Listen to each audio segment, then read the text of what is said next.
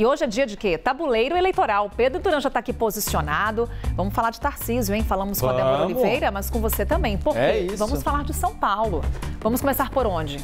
Vamos começar com São Paulo, então? Falando sobre esse cenário eleitoral. Vamos jogar aqui os nossos peões do tabuleiro eleitoral no cenário de São Paulo, Carol, para a gente poder dizer que a gente vai ter, inclusive, muito provavelmente hoje, o anúncio do vice do prefeito Ricardo Nunes, que é o coronel Melo Araújo, que é um coronel da Rota, foi comandante do CEAGESP. E aí o que aconteceu?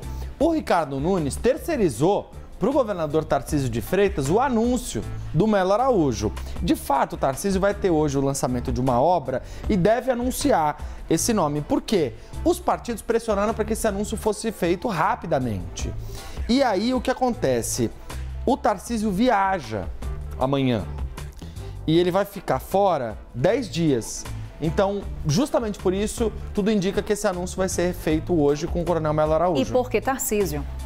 Porque o Tarcísio representaria a união dessa coligação. Não custa lembrar que o Tarcísio é do Republicanos.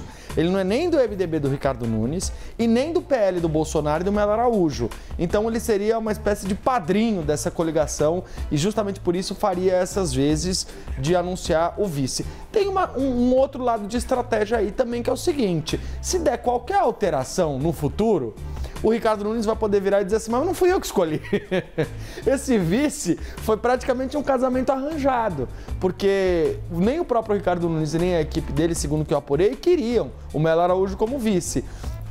Mas acabou sendo um mal necessário diante das possibilidades, que no final das contas vai acabar trazendo para o Ricardo Nunes um super trunfo, que é o Tarcísio. Vamos mostrar então esse super trunfo, que é o governador de São Paulo, que aparece aí na tela, Carol, já estreando uma nova tela do nosso tabuleiro eleitoral, que é o super trunfo, né? Então o Tarcísio aparece como super trunfo do prefeito Ricardo Nunes, até porque se a gente olha as pesquisas eleitorais, a gente tem uma migração de metade dos votos de Tarcísio em 2022 na capital paulista para o prefeito de São Paulo. Esse dado é bom para o Ricardo Nunes. Por quê? Porque ele dá potencial para ampliar essa transferência de votos quando Tarcísio e Nunes estiverem juntos, lado a lado, na campanha eleitoral. Aliás, essa é uma coisa que também deve acontecer, sabe com quem? Com quem? Guilherme Boulos, com o presidente Lula. Vamos rodar o segundo super trunfo do dia, que é o presidente Lula como super trunfo de Guilherme Boulos. E aí a gente está falando aqui, Carol, de uma transferência de votos hoje, nesta sexta-feira, marcada pela pesquisa Atlas CNN, de 67%. Muito mais madura do que a transferência de votos do Tarcísio para o Ricardo Nunes, é a transferência de votos do Lula em 22 na capital paulista para o Guilherme Boulos. E esse cenário também pode ser maximizado ao longo da campanha eleitoral, quando os eleitores, especialmente aqueles que estão se identificando com a Tabata Amaral, perceberem que o Lula está do lado do Boulos e subir com ele no palanque. Lembrando que já estiveram juntos, né? Naquele Sim. evento do Dia do Trabalho em São Paulo, inclusive evento que foi alvo da Justiça Eleitoral. Levaram um puxão de orelha da Justiça Eleitoral porque pediram votos antecipadamente, uma coisa que é proibida na pré-campanha. Tem uma cidade nova pra gente falar aqui hoje. Vamos falar de Belo Horizonte, porque lá, gente, o cenário, o nosso tabuleiro aqui vai ter até dificuldades, né? Vai ser casa a casa a diferença. Aqui apresentando primeiro os candidatos, Carol, jogando os dados de Belo Horizonte, população 2.300.000 pessoas, orçamento de 19 bilhões e 600 mil reais, um dos maiores orçamentos de um município brasileiro. E o que está acontecendo em Belo Horizonte? Tá tudo muito dividido. A gente teve que separar os candidatos em duas telas. A Pamela me ajudou a fazer essa seleção porque a gente tem aqui a primeira tela, que são os candidatos de direita e centro-direita. A gente tem o Mauro Tramonte, que é apresentador de televisão do Republicanos, o Bruno Engler, que é o escolhido de Bolsonaro até agora, que vai ser o postulante do PL, o João Leite, que é do PSDB, e o senador Carlos Viana, que é do Podemos, que estava no PL de Bolsonaro quando disputou a eleição ao governo do estado em 22 e ficou em terceiro lugar com 7%. Então a direita está muito pulverizada. E a esquerda também, olha só. Deputada Duda Salabert, do PDT, o Fouad Noman, que é o atual prefeito do PSD, que já tirou muitas fotos com o presidente Lula, e o Rogério Correia, que foi escolhido pelo PT. Aqui tem um detalhe curioso, porque a figura do Rogério Correia nesta eleição ela é boa para o Fuad, segundo os interlocutores do Fuad, porque ajuda a projetar um cenário de segundo turno em que o Fuad ganharia mais força. Qual que é o problema dessa estratégia? O problema é garantir que o prefeito vá para o segundo turno. Vamos ver como é que está o tabuleiro eleitoral de Belo Horizonte para a gente explicar esse imbróglio. Olha só. Olha aí, Carol. É isso, né? Na verdade, tem que dividir a casa aqui, né? Olha como é que tá tudo enrolado aqui. Tudo enrolado. Você tem o Mauro Tramonte na frente com 23% e, de fato, é uma vantagem pouco confortável, porque você tem um percentual muito baixo. Você tem aqui 1/5 dos eleitores, né? Então, essa dianteira do Tramonte, ela pode ser ameaçada conforme a eleição avançar e até se uma dessas peças sair do tabuleiro, que é totalmente possível que aconteça.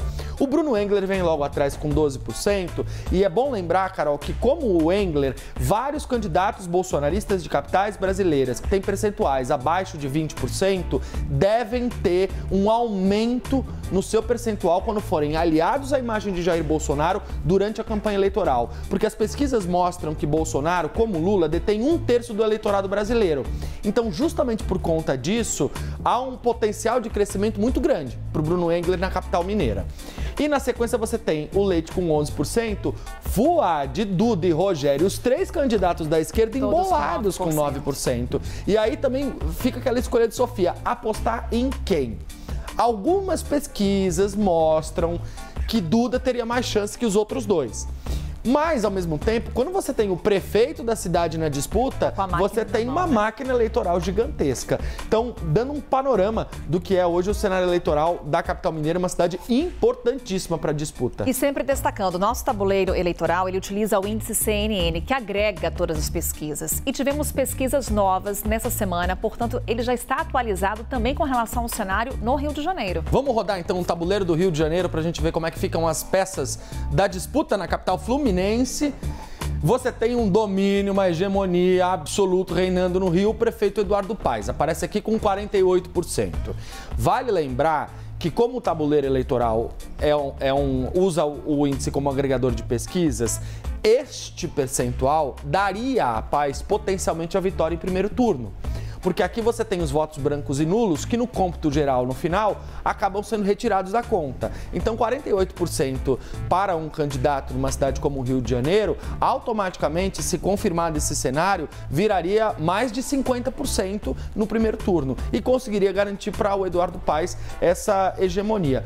Qual que é o problema do Eduardo Paes? O problema é que Alexandre Ramagem, deputado federal pelo PL, ainda é uma figura desconhecida dos cariocas.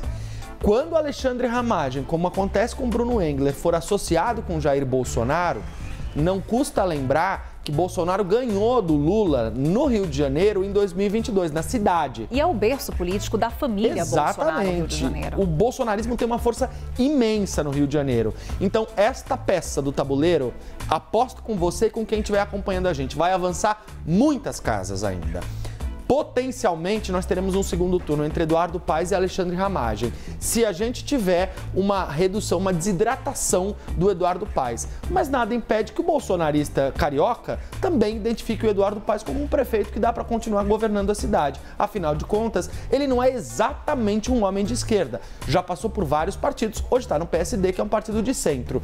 E aqui atrás, só para a gente poder pontuar, Tarcísio Mota do PSOL, que tem 7%, PSOL, que tem no Rio de Janeiro uma das suas principais bases eleitorais, tem deputados fluminenses muito importantes, conseguiu fazer uma boa bancada tanto na Alerj quanto na Câmara Federal por causa do Rio de Janeiro, o Tony de Paula com 4% do MDB e o Queiroz ali aparecendo atrás com 3% do Progressistas. Carol? Nosso tabuleiro eleitoral com o Pedro Duran. Obrigada, Pedro. Valeu, Carol.